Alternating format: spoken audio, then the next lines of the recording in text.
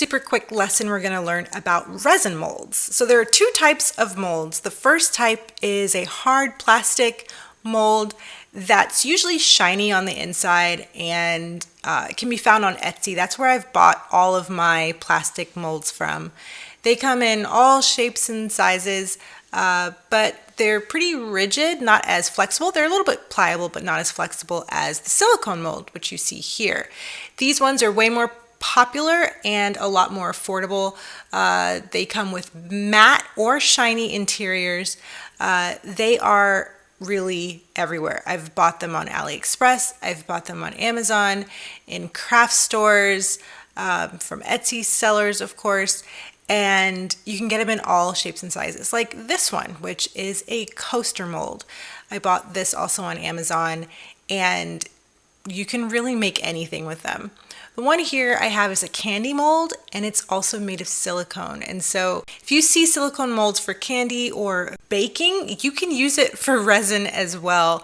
I love this mold because of the unique design, the 8-bit style heart, and you can see that inside it's shiny. When a mold is shiny on the inside, it's going to transfer that shininess onto your resin piece. I prefer a shiny mold over a matte mold any day. That way you get that glossy sheen on your finished piece rather than having a matte finish. So if the inside of your mold is matte, then your piece will also be matte. Now, when you're dealing with the hard plastic molds, you really have to be mindful of scratches. These molds scratch so easily, and if you have a scratch on the inside of your mold, you're going to have that same scratch transferred onto your finished piece. Now, scratches can happen on silicone molds as well, but they're just so much more prevalent and easier to scratch the hard plastic type. That's why I really don't like to work with them as much. With the silicone molds, they're a bit more resilient.